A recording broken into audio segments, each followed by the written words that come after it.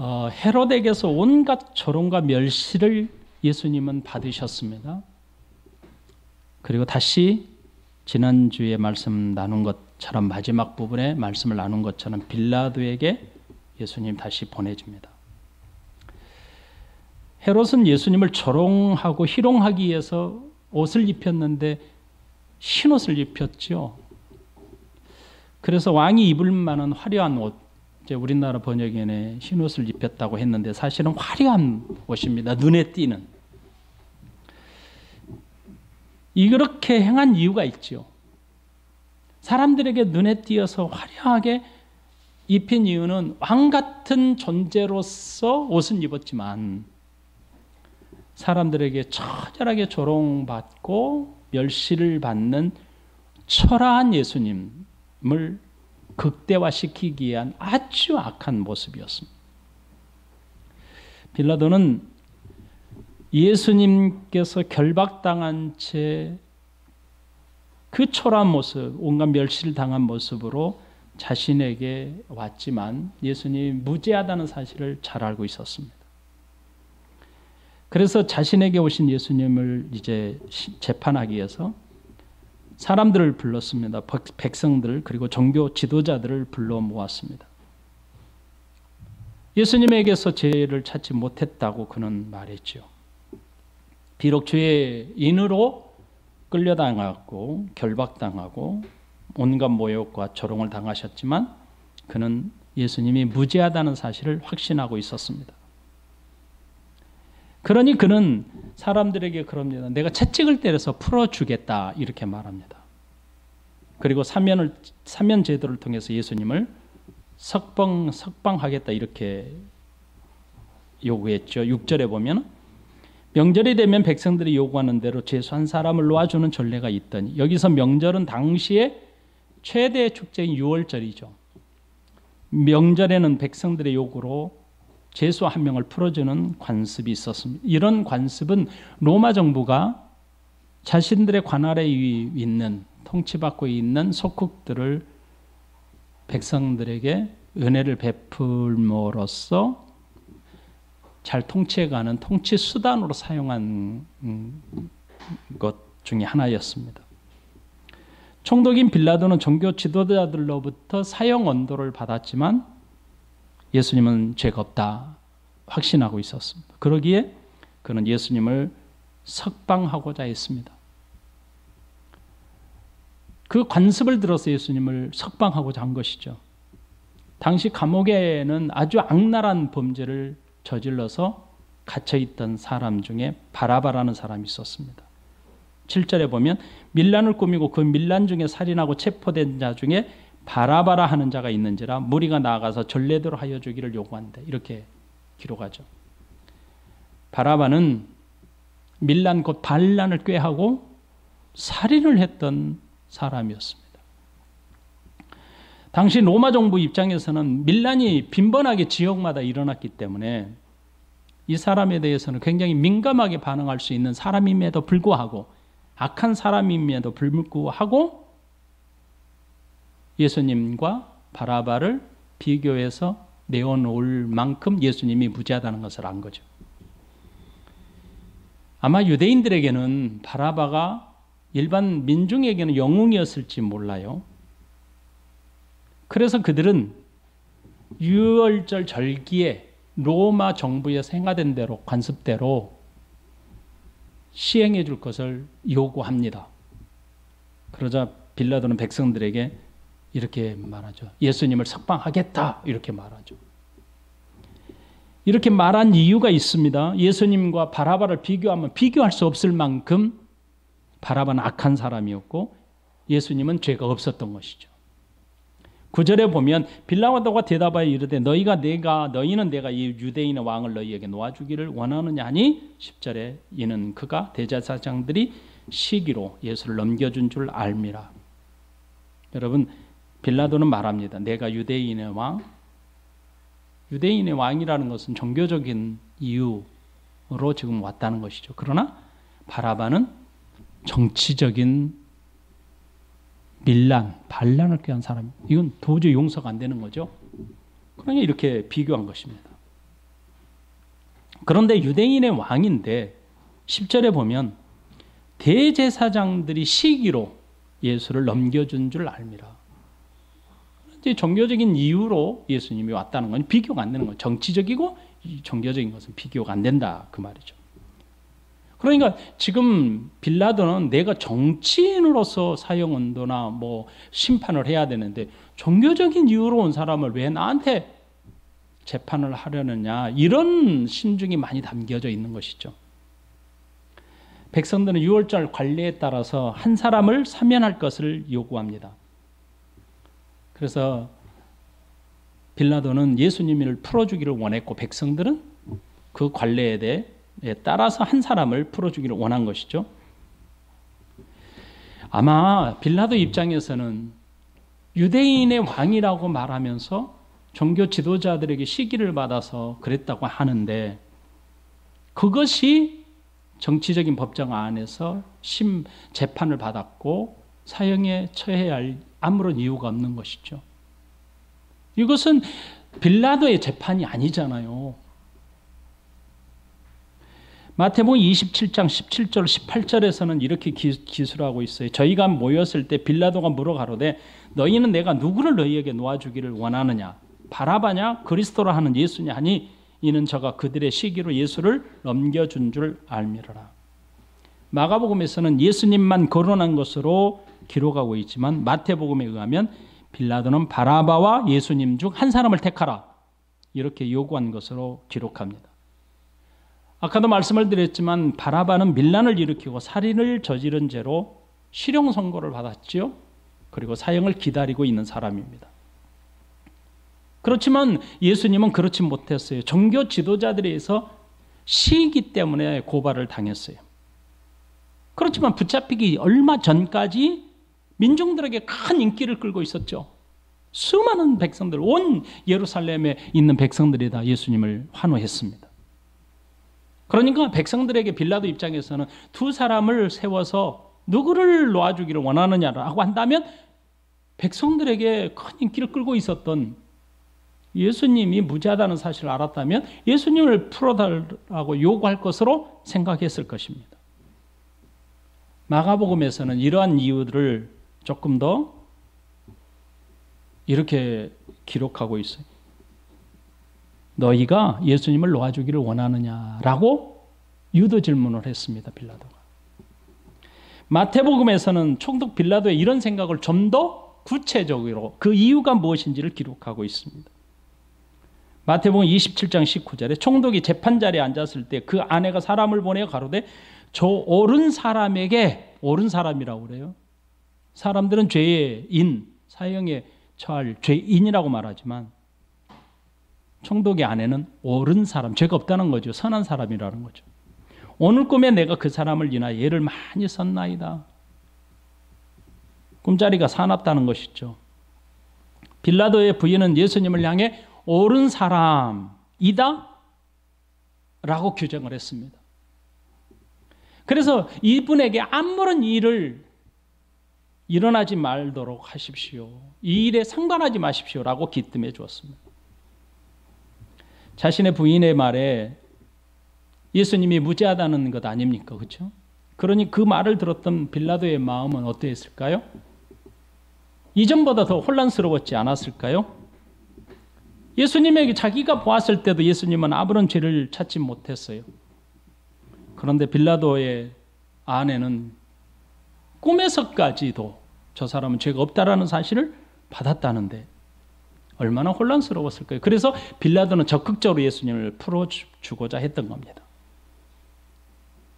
하지만 빌라도의 생각과는 정반대로 흘러갔어요. 무리들은 더욱 소리를 질러서 예수님 대신 바라바를 놓아달라, 풀어달라라고 요구하기 시작했습니다. 마태복음과 마가복음은 무리들이 이렇게 요구한 이유가 있다라고 기록하고 있습니다. 그것은 바로 종교 지도자들의 선동 때문이다 이렇게 밝히고 있어요. 11절에 그러나 대제사장들이 무리를 충동하여 도리어 바라바를 놓아달라 하게 하니, 충동했다 그러시죠. 마태복음 27장 20절에 대제사장들과 장로들이 무리를 권하여 바라바를 달라 하게 하고 예수를 멸하자 하게 하였더니, 대단한 권세를 가진 자들 아닙니까? 요한복음에 의하면 무리들이 바라바를 풀어달라고 요구하자 특이한 장면을 이렇게 기록해요. 군중들의 동정심을 유발하기 위해 예수님을 채찍질했다. 이렇게 기록하고 있습니다. 요한복음 19장 1절부터 5절 말씀이에요. 이 말씀은 마가복음 15장 16절로 20절의 말씀과 같은 병행 구절입니다. 여기서 좀 살펴야 돼요.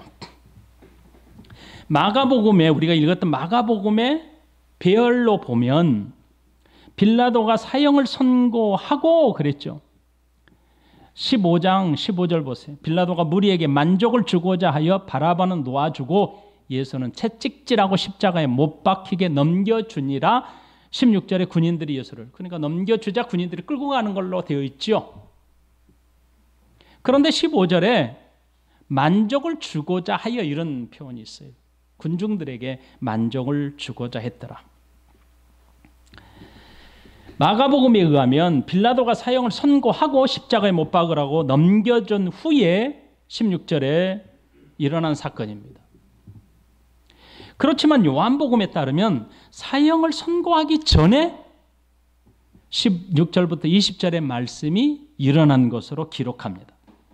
이렇게 기록한 이유는 군중들의 동정심을 유발하기 위한 사건으로 이해할 수 있기 때문입니다. 빌라도가 예수님에게 죄가 없은, 다시 말하면 무죄임을 확신한 상태에서 예수님을 채찍질로 온몸에 피로 물들게 한 이유는 백성들에게 동정심을 유발해서 아무런 힘도 없는 예수님을 석방하시오라고 요구할 수 있기 때문에 그렇게 했다라는 겁니다. 요한복음 19장 4절에 보면 예수님께서 백성들이 보도록 예수님을 끌고 나와 이렇게 소개하고 있습니다. 백성들에게. 여러분 찾아볼 수 있으면 요한복음 19장 4절을 보세요. 빌라도가 다시 밖에 나가 말하되 보라 이 사람을 데리고 너희에게 나오나니 이는 내가 그에게서 아무 죄도 찾지 못한 것을 너희로 알게 하려 함이로라 하더라. 이에 예수께서 가시관을 쓰고 자색 옷을 입고 나오시니 빌라도가 그들에게 말하되 보라 이 사람이로다. 봐라 채찍들을 당하고 가시 면류관을 써 온몸에 피로 물들어 있지 않느냐. 아무런 힘이 없지 않느냐. 이 사람이 어떻게 왕이라고 할 수 있느냐 이런 뜻이죠. 대제사장들과 아랫 사람들이 예수를 보고 소리질러 이르되 십자가에 못 박으소서 십자가에 못 박으소서 하는지라 빌라도가 이르되 너희가 친히 데려다가 십자가에 못 박으나 나는 그에게서 죄를 찾지 못했노라 이렇게 말하요. 요한복음의 기록에 따르면 사형 선고 이전에 있었던 사건으로 이해할 수 있죠. 만약 그렇다면 이것은 대단히 큰 불법이었지요. 빌라도는 사형 선고를 내리지 않았어요. 그런데도 불구하고 예수님을 채찍질하고 이토록 죽을 만큼 때린 겁니다. 이것은 죄를 찾지 못했던 무죄한 자를 죄인으로, 죽을 죄인으로 다뤘던 것이죠. 이건 불법 아닙니까, 여러분? 일반적으로 형을 확정한 후에야 채찍질을 하는 게 마땅한 것입니다. 빌라도는 죄를 확정하기도 전에 죽을 죄인에게 가하는 채찍질을 했던 겁니다. 더구나 군인들의 모습을 보세요. 온갖 모욕과 조롱을 하면서 채찍질했고 손으로 예수님을 때렸습니다. 아마도 이렇게 빌라도가 했던 이유는 성난 군중들의 마음을 조금이라도 동정심을 유발해서 누그러뜨리려고 이런 불법적인 일을 했을 수도 있습니다. 느추하고 초라한 모습으로 군중들 앞에 예수님이 보이게 된다면 최소한 군중들은 불쌍하다는 마음, 동정심이 유발되지 않을까 그런 생각이 있을 수도 있습니다. 요한복음 19장 4절에서 빌라도의 이런 마음을 이렇게 드러납니다. 보라 이 사람을 데리고 너희에게 나오나니 피로 물들어 있고 온몸을 찢기신 예수님 데리고 나왔습니다. 그러면서 말하기를 이는 내가 왜 이렇게 했냐면 그것이죠. 내가 아무 죄도 찾지 못한 것을 너희로 알게 하려 함이로라.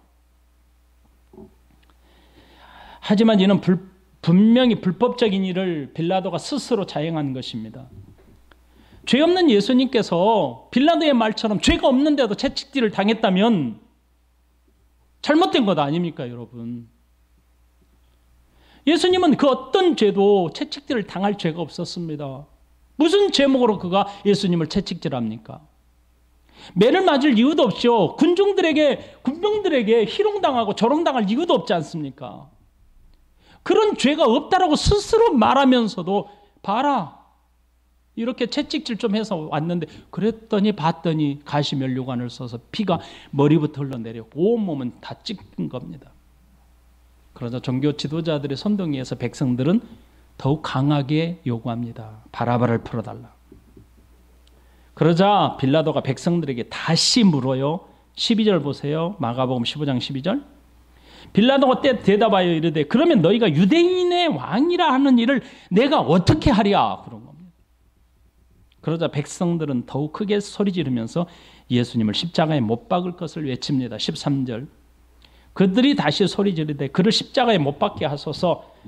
14절. 빌라도가 이르되 어찌미냐, 도대체 무슨 악한 일을 하였느냐 하니 더욱 소리 지르되 십자가에 못 박게 하소서. 이건 도저히 이해가 안 되는 것이죠. 빌라도는 이런 군중들의 태도를 도저히 이해할 수 없었던 것입니다. 도대체 무슨 악한 일을 했기에 십자가에 못 박으라고 이 많은 군중들이 다 외치는지 도통 알 수 없는 노릇이 아니었습니까? 그래서 빌라도는 묻습니다. 군중들에게 도대체 이 사람이 너희에게 무슨 일을 했기에, 도대체 무슨 잘못을 했기에 십자가에 못 박으라고 외치느냐라고 물었습니다. 그러자 군중들은 빌라도가 그렇게 이성적으로 물었던 질문에 아무런 대답도 하지 않는 채 오직 십자가에 못 박으라, 십자가에 못 박으라고 외쳐댔습니다. 요한복음 19장에서는 군중들이 십자가에 못 박으라고 외치자 빌라도는 예수님에 대해서 죄를 찾지 못했다고 분명하게 기록합니다. 여러분 찾아보세요. 19장 6절로 12절. 6절로부터 12절. 대제사장들과 아랫 사람들이 예수를 보고 소리질러 가로되 십자가에 못 박으소서, 십자가에 못 박으소서 하는지라. 빌라도가 이르되 너희가 친히 데려다가 십자가에 못 박으라. 나는 그에게서 죄를 찾지 못하였다 분명히 선언합니다. 그러자 7절에 유대인들이 대답하되 우리에게 법이 있으니 그 법대로 하면 그가 당연히 죽을 것은 그가 자기를 하나님 아들이라 함이니라. 8절에 빌라도가 이 말을 듣고 더욱 두려워하여 9절에 다시 관정에 들어가서 예수께 말하되 너는 어디로부터냐 하되 예수께서 대답하여 주지 아니하시는지라. 10절에 빌라도가 가로되 내게 말하지 아니하느냐, 내가 너를 놓을 권한도 있고 십자가에 못 박을 권한도 있는 줄 알지 못하느냐. 11절 예수께서 대답하시되 위에서 주지 아니하셨더라면 나를 해할 권한이 없으리니 그러므로 나를 넘겨준 자의 죄는 더 크도다 하시니. 12절 이러함으로 빌라도가 예수를 놓으려고 힘썼으나 유대인들이 소리질러 이르되 이 사람을 놓으면 가이사의 충신이 아니니이다. 무릇 자기를 왕이라 하는 자는 가이사를 반역하는 것입니다. 빌라도는 종교 지도자들에게 너희가 예수를 데려다가 십자가에 못 박으라, 나는 예수님에게서 죄를 찾지 못했다라고 말했죠. 그러자 유대인들이 큰 소리로 말하기를 하나님의 아들이라고 말했기 때문에 자신들의 법대로 하면 신성모독죄로 당연히 죽을 사람이라고 주장했습니다. 유대인들의 말이 예수님이 신적인 존재로서 하나님의 아들이라고 주장했다는 말을 듣고 빌라도는 더욱 두려워했습니다. 자신의 아내를 통해서 꿈 이야기도 들은 터라 더욱 두려웠을 겁니다. 그러므로 빌라도는 아무런 죄가 없는 예수님을 사형에 처한다는 것 부당하게 여겼습니다. 죄가 없는 예수님을 십자가에 못 박아 죽인다는 심판을 내리지만 빌라도 자신의 결정이 아니라 백성들의 요구임을 분명히 했습니다. 이 모든 결과의 책임을 자신의 책임이 아니라 유대인들에게 돌리고자 했습니다. 하지만 강경한 유대인들의 주장에 오히려 그는 큰 두려움을 느끼게 된 겁니다. 빌라도의 두려움은 자신의 아내로부터 꿈이야기를 들었던 것, 그리고 유대인들의 주장처럼 신의 아들이라고 했다는 것과 밀접한 관련이 있습니다. 빌라도는 하나님을 알지 못하고 더구나 예수님을 하나님으로 믿지 않습니다. 그가 예수님이 하나님의 아들이라고 주장했다는 유대인들의 말을 듣고 더욱 두려움을 느꼈다는 것으론 그것은 일반적인 두려움이 아닙니다. 신적인 존재로 느끼는 신적 존재에 대한 두려움이었던 겁니다. 빌라도가 예수님과 여러 차례 대화하는 과정에서 일반적인 죄를 범하고 고발당한 사람이라고 느껴지지 않았던 것입니다. 그는 분명 신적인 존재일 수 있다는 두려움으로 이해하는 것이 빌라도의 심정을 이해하는 데 도움이 될 것입니다. 그래서 두려움을 느낀 빌라도가 예수님에게 다가가서 뭐라고 합니까? 너는 어디로부터냐? 너는 지금 어디로부터 온 것이냐? 라고 물었습니다. 이런 질문들은 일반적인 사람에게 하지 않습니다. 네가 신적인 존재일지 모른다라는 두려움 때문에 나온 질문입니다. 빌라도는 자기 귀로 직접 예수님으로부터 확인하고 싶었던 것입니다. 너는 어디로부터라냐라고 하는 이 질문의 뜻은 너는 어디서 온 존재냐라는 질문입니다. 이것은 굉장히 중요한 질문입니다. 예수를 믿든 믿지 않든 우리 일반 백성들에게는 굉장히 중요한 질문입니다.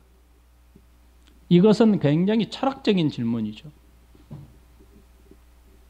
이건 과예로 이번에 제가 그러니까 라오스가 사회주의 국가로서 내가 누구냐라는 것을 밝히지 못하잖아요. 전도하는 느낌을 받으면 고소할 수 있으면 내가 잡혀가잖아요.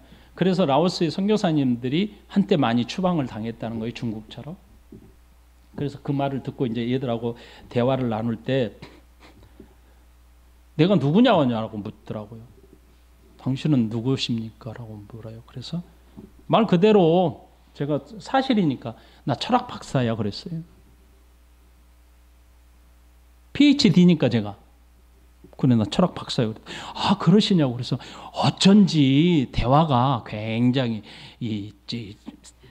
머리로 이해할 수 있는 그거래. 그래서 그러냐. 이 굉장히 중요한 질문입니다. 너는 어디서부터 온 존재? 이런 철학적인 신비로운 질문이죠. 이건 신적인 존재 앞에서나 가능한 일입니다. 예수님께서는 그 질문에 답을 하지 않았습니다. 침묵하셨습니다. 그러자 빌라도는 다시 다그치듯 물었습니다. 빌라도는 자신에게 있는 권한으로 풀어줄 수도 있고 십자가에 못 박을 수도 있음을 모르냐고 예수님께 다그쳤습니다. 여기에 대한 예수님의 답변은 분명했습니다. 하나님께서 너에게 그 권한을 주지 않았다면 너는 나에게 대하여 아무런 권한도 갖지 못했을 것이다. 그러므로 나를 너에게 넘겨준 자의 죄가 더 크다. 이렇게 말합니다. 예수님은 분명히 선언하죠. 빌라도의 권세는 위에서부터 주어진 한시적인 권세 때문에 행한 거야 라고 말씀하신 겁니다. 예수님께서 빌라도에 이렇게 말씀하심으로 예수님 자신이 하나님으로부터 오신 분이다라는 것을 계시한 겁니다. 빌라도가 바른 권한을 행사하기 위해서는 자신의 권한이 누구로부터 왔는지를 분명히 알아야 했습니다. 빌라도가 예수님을 판결할 수 있었던 것은 지금 하나님께서 허락했기 때문이라는 것을 밝히신 것 아닙니까? 자신의 권세가 어디로부터 주어졌는지를 아는 것이 빌라도가 권세를 바르게 행사하는 이유가 되는 겁니다. 헤롯과 빌라도는 사형 판결에 대한 심판을 서로에게 미루고 있었지요. 그 이유는 예수님은 종교 지도자들로부터 부당한 고발을 당한 것, 그렇기 때문에 아무런 죄가 없다는 사실을 둘이 알고 있었기 때문입니다. 그래서 빌라도에게 예수님은 나를 너에게 넘겨준 자의 죄가 더 크다라고 말씀하신 겁니다. 빌라도가 예수님을 심판하는 자리에 있지만 오히려 심판자는 예수님이라는 사실에 대해 분명하게 밝혀주고 있는 겁니다. 재판하는 자리에 앉아있는 빌라도에게 허락하지 않았다면 예수님은 심판을 당할 수 없다는 뜻입니다. 그가 예수님을 심판한다는 것은 그의 권세는 하나님께서 한시적으로 주셨기 때문이라는 겁니다. 그러므로 예수님은 이렇게 말씀하심으로 진정한 재판은 예수님 자신에게 있다는 것을 계시하신 겁니다. 들어보세요. 이거잖아요. 나를 너에게 넘겨준 자는 죄가 더 크다. 누가 할 수 있는 이야기입니까? 재판장이 할 수 있는 거죠.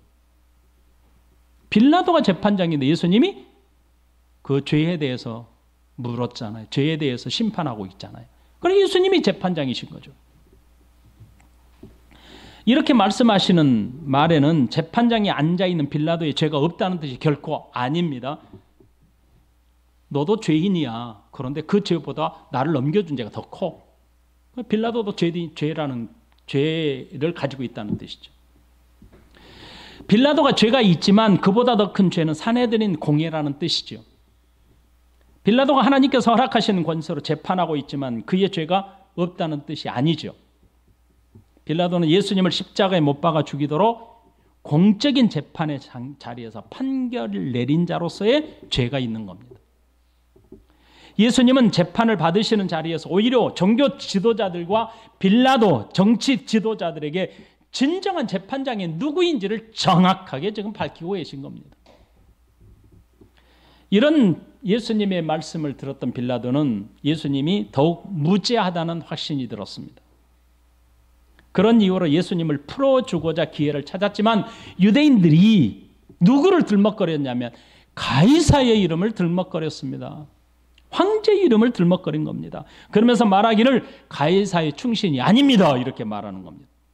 이 소리에 빌라도는 굴복하고 말았던 겁니다. 이러함으로 빌라도가 예수를 놓으려고 힘썼으나 유대인들이 소리질러 이르되 이 사람을 놓으면 가이사의 충신이 아니니이다. 무릇 자기를 왕이라 하는 자는 가이사를 반역하는 것입니다. 이렇게 분명히 저들은 종교적인 이유로 신을 못 오간 자리라 이렇게 이야기했잖아요. 그런데도 이 사람들은 정치적으로 병질시켜버리고 말았던 겁니다.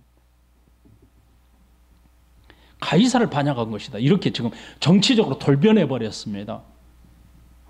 정치적으로 무죄하다라고 딱 판결을 내렸는데 그 자리에서 정치적이다라고 한순간에 돌변한 겁니다. 이야, 참 어리석인 거죠. 빌라도는 예수님을 석방하고자 계속해서 노력했다는 것을 성경은 우리에게 가르쳐주고 있습니다. 한 번도 아닙니다. 여러 번 시도했습니다. 누가복음에서는 그 사실을 이렇게 기록합니다.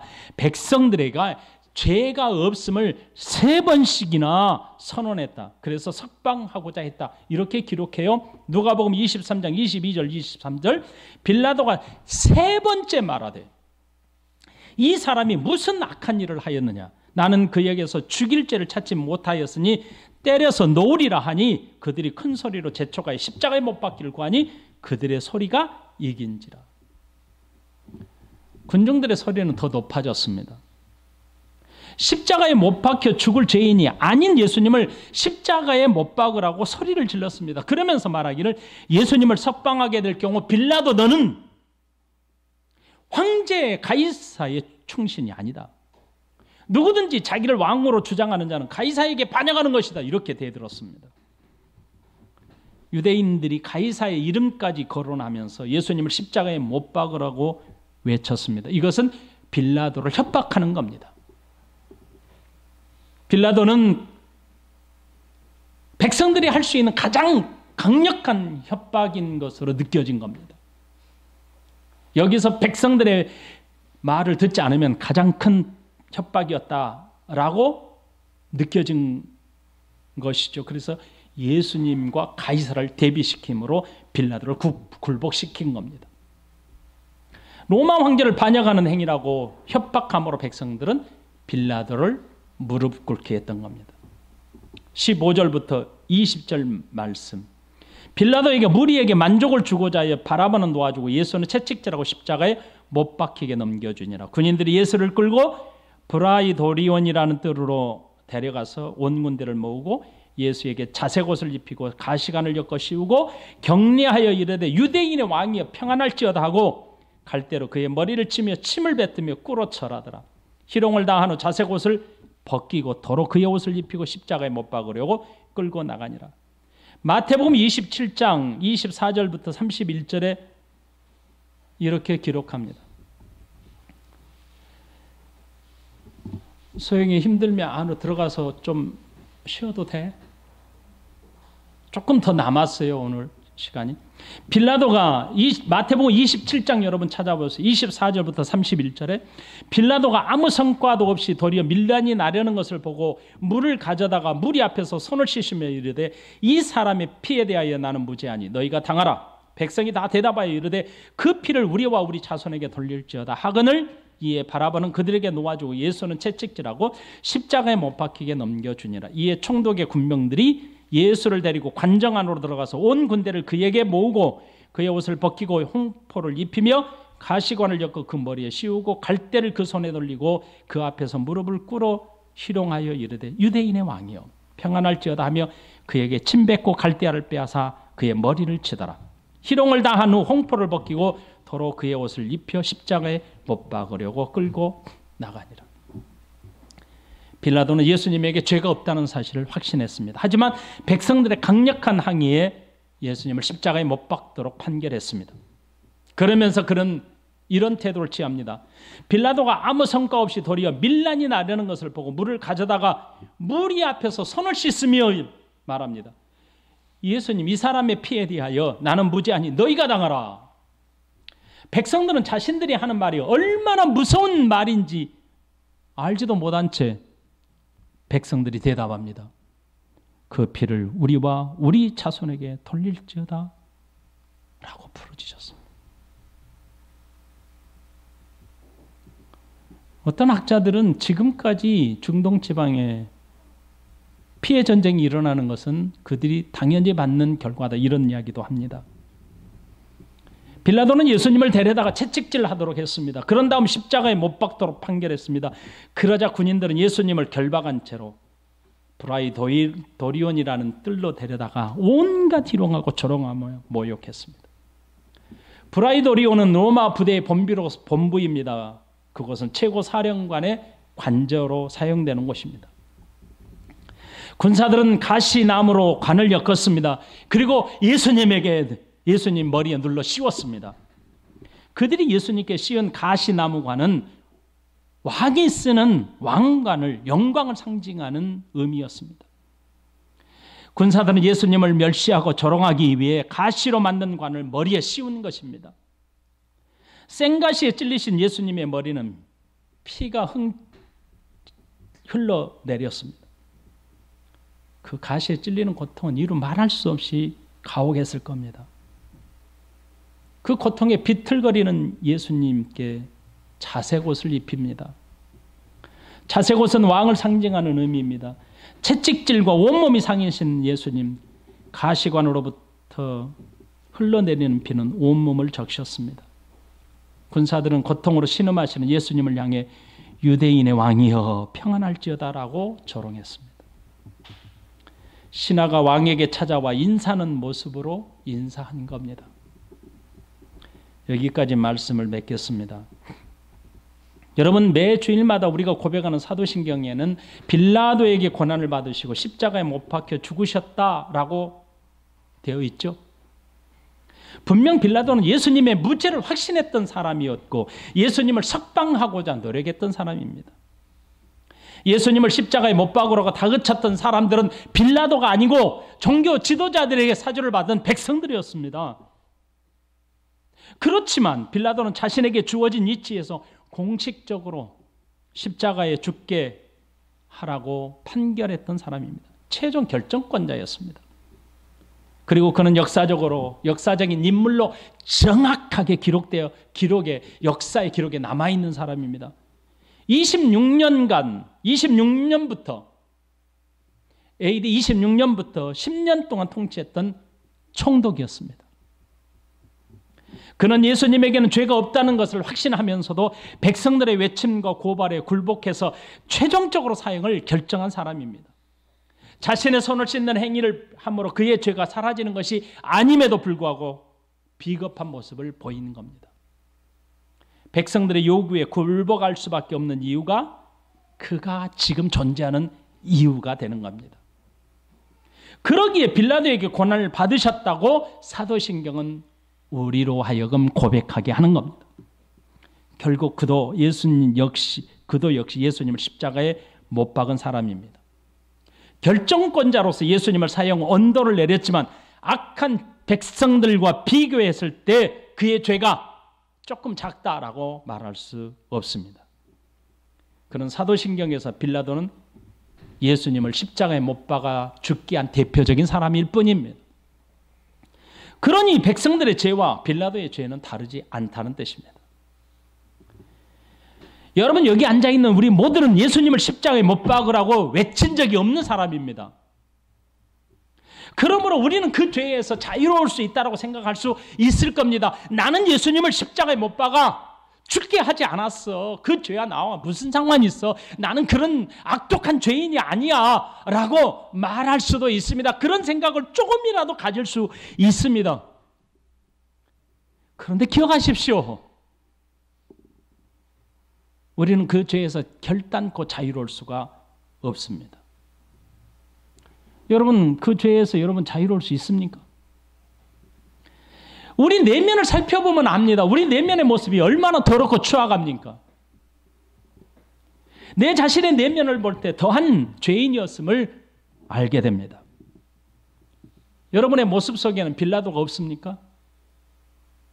자신에게 있는 기득권, 자신에게 있는 것이 뺏길까 봐 염려하고 잃어버릴까 고민하고 손해날까 걱정함으로 신앙생활을 하고 있다면, 신앙을 버리고 외면하고 있다면 저와 여러분 모두 다가 다 빌라도와 다를 바 없는 사람입니다. 같이 기도하십시다.